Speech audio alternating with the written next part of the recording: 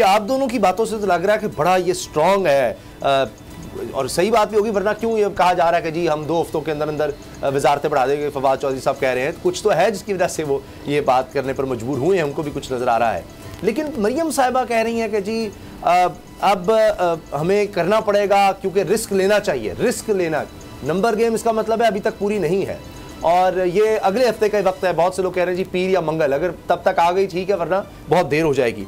इतनी तो इनमें हैसियत नहीं, इतनी ताकत नहीं है। नंबर गेम तो चले दूर की बात है, जहां नंबर गेम इनके पास ज्यादा है सेनेट में, वहां फिर आज हुकूमत जीत जाती है। तो बाबर साहब फिर ये किस चीज से कॉन्फिडेंस गेन करेगी अपोजिशन के, जनाब हम गिरा सकते हैं हुकूमत? उसामा साहब आप चाह रहे हैं कि वो डायरेक्ट एस्टेब्लिशमेंट के साथ सीधे हो जाएं, यानी कि उनकी जो थोड़ी बहुत दाल गल रही है वो भी ना गले। सर ओगरा के हवाले से तरमीमी बिल एस्टैब्लिशमेंट का क्या लेना देना है, और ओगरा के हवाले से है, और इसी तरह से LNG और इसकी लाइसेंसिंग और कीमत की रेगुलेटरी अथॉरिटी बिल तो इस हवाले से है।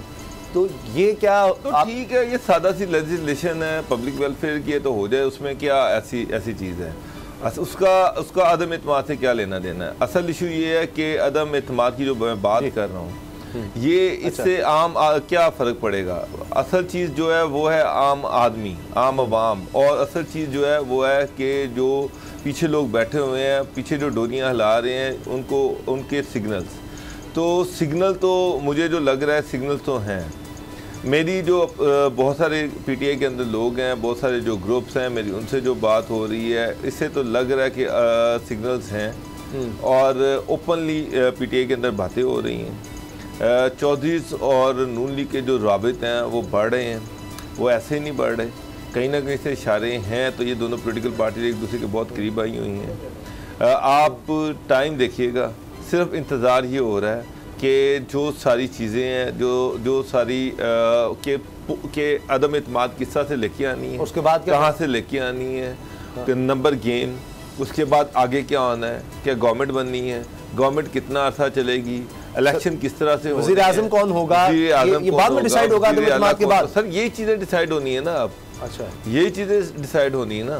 अब पार्टी और नून लीग दोनों लगे हुए हैं, दोनों के राब्ते हैं।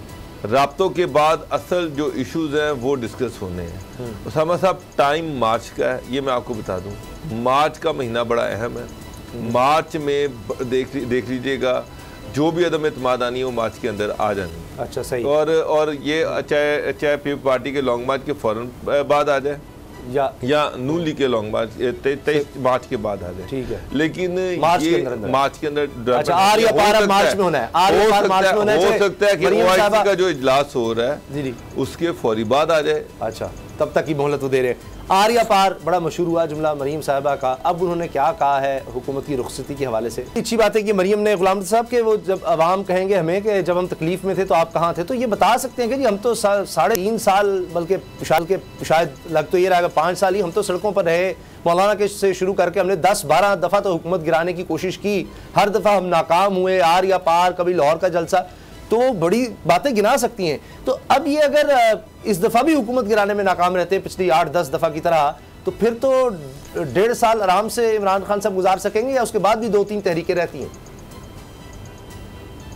नहीं, फिर तो जाहिर है कि फिर ये 1.5 साल नहीं, फिर अगले 5 साल भी खान साहब इधर ही होंगे। और पता नहीं अवाम फिर किधर होंगे, वो अल्लाह बेहतर जानता है। लेकिन ये मैं आपको बताऊं कि 3 लोग हैं, मरियम को भी नहीं पता कि क्या हो रहा है और कौन पॉलिटिक्स कर रहा है, कितनी पॉलिटिक्स कर रहा है, क्या फ़ैसला होना है। ये ना मरीम नवाज़ को पता है, ना मियाँ शहबाज शरीफ को पता है। ये 3 लोगों के दरमियान बात है। आसिफ अली जरदारी साहब हैं, मौलाना फजल रहमान है और नवाज शरीफ। 3 बंदों के दरमियान सारी चीज़ें फाइनल हो चुकी हैं। नहीं, नून लीग के सदर साहब को कुछ नहीं पता, शहबाज शरीफ साहब को। ये आप अगर तो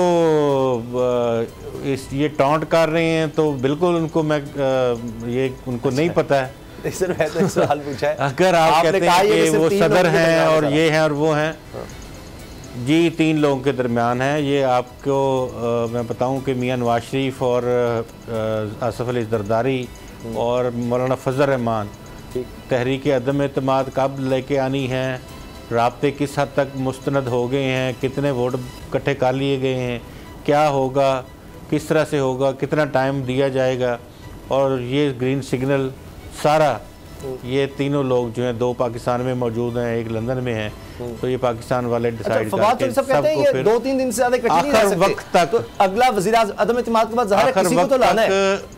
ये भी मैं बताऊं कि आखिर वक्त तक ये गेम ओपन नहीं होगी, और ये भी बातें मुकम्मल हो चुकी हैं, आपस में बातचीत कि किसको लाना है, कितने वक्त के लिए लाना है, अच्छा। और क्या करना है, क्या 1.5 साल का सेटअप बनाना है या 3 महीनों का सेटअप बनाना है, और उस 3 महीनों के दरमियान क्या करना है। तो ये सारी चीज़ें डिस्कस हो चुकी हैं, और इसमें कुछ ना कुछ चीज़ें, ज़्यादातर चीज़ें बल्कि इसको कह सकते हैं 80-90% तीनों रहनुमाओं के दरमियान फ़ाइनल हो गई हैं। अब तो वो बेगल बजने का वक्त है कि कब वो अनाउंस करते हैं और कब आगे जाके वोटिंग और दीगर तरीक़ाकार जो हैं वो शुरू हो जाते हैं। तो ये कहना कि भी ये अवाम को ये बताएंगे, अवाम को वो बताएंगे, अवाम भी आजकल हमसे ज़्यादा इन्फॉर्मेशन रखते हैं, उनको भी पता है कि किस के कहने पे, किस की वजह से हुकूमत के ख़िलाफ़ अपोजिशन कुछ नहीं कर सकी गुज़िश्ता 3 सालों से, और अगर वो आप भी इसी तरह से चाहते हैं, बहुत परेशान है, बहुत तंग है, इसमें कोई शक नहीं है। शायद इतना हमने कभी नहीं देखा माजी में कि लोग इतने ज़्यादा परेशान हो। तो लोग क्या अपोजिशन पर ट्रस्ट नहीं करते? अब आप देख लीजिएगा 27 फरवरी को जिस तरह पीपल्स पार्टी निकलेगी, देख लेते हैं कितने लोग निकलते हैं इनके साथ। लोगों का निकलना एक और तरह की पॉलिटिक्स है, और अदम एतमाद पार्लियामेंट्री पॉलिटिक्स एक एंटायर डिफरेंट चीज़ है। जो आप लोगों को, अगर आप कहें कि आप इन हालात में जब लोगों के पास खाने के लिए रोटी नहीं है, पहनने के लिए कपड़ा नहीं है, और वो इन दिनों में वो बाहर निकल के जब भूख लगी होगी तो कौन नारा लगाएगा? नारा तो फिर ये तो उस वक्त की याशी है जब खाना पीना पूरा हो, तब बंदे निकल सकते हैं। तो इसमें ज़ोर लगाएंगे वो, और ज़ोर लगा के लोगों को निकालने की कोशिश भी करेंगे, लेकिन ये उस तरह की चीज़ नहीं है। अवामी पॉलिटिक्स का जो आपको पता है कि वो हमेशा से एक डिफरेंट फिनोमेनन में चलती है, और ये पार्लियामेंट्री पॉलिटिक्स जो है ये तो पावर पॉलिटिक्स है। इसमें 3-4 आपको पता है कि वो मेजर सतून है, वो फैसला करेंगे कि सियासी जमातों के लिए क्या जगह है, या सियासी जमातों के साथ फैसले हो चुके हैं, टेक्नोक्रेट्स के लिए कौन सी जगह है। सही है, अभी सिर्फ छुपाए जा रहे हैं कि क्यों ना कोई डिस्टर्ब ना कर दे, या इमरान खान साहब इत्तेहादियों को कुछ और लॉलीपॉप ना दे दें जिस तरह से अभी वजारतों का दिया जा रहा है। ब्रेक से पहले बाबर साहब शॉर्ट कमेंट। मरियम साहबा ने कहा जी साफ़ियों की तरफ अवाम देख रहे हैं कि हुकूमत गिराएं। अब ये वक्त आ गया, अब साफ़ियों की बात होगी, कभी कह रहे हैं जी हमारी तरफ देख रहे हैं, वरना पहले तो इस्टेब्लिशमेंट की बात की जाती थी। मरीम साहबा की तरफ से भी बीबीसी को इंटरव्यू देते उन्होंने कहा था कि जी पहले इनको हटाएं फिर बात होगी। जरदारी साहब ने कहा मुझसे फार्मूला पूछते हैं तो मैं कहता हूँ इसको हटाओ तो फिर बात होगी। तो अब यानी अब साफ़ियों पर बात आ गई। उसामा साहब, साफ़ियों पर बात नहीं आई, आप चीज़ों को आउट ऑफ कंटेक्स्ट कर रहे हैं। आपकी इमरान खान साहब मोहब्बत है, और सर, मैं तो बता आपको हर चीज जो है वो उनकी उलट लगती सर, है। मैं तो उनका ये जो साथियों को उन्होंने जो इसमें ऐड किया, मसला ये था कि जनाब मसला ये जिस तरह से महंगाई है, जिस तरह से मुल्क के हालात हैं, तो मीडिया जो है उस पर अपना रोल प्ले करे, मीडिया बताए कि क्या महंगाई हो रही है, क्या इम्पैक्ट आ रहा है, लोगों को असल सूरत हाल बताए। यही साथियों का रोल है। क्या हमने क्या जाके वहाँ पे वोट डालने? हम तो यहाँ पे बैठ के बोल ही सकते हैं ना। तो हमें लोगों को असल सूरत हाल बतानी है, असल जो पिक्चर है वो लोगों को दिखानी है। और वो ये है कि वो यही है कि इसमें हम अपना तारीख में रिकॉर्ड सतह पर चला गया है जी पेट्रोल। पाकिस्तान की दाखिला में पेट्रोल कभी नहीं था, ये हकीकत है। सब्सक्राइब करें और बेल दबाएं ताकि कोई खबर रह न जाए।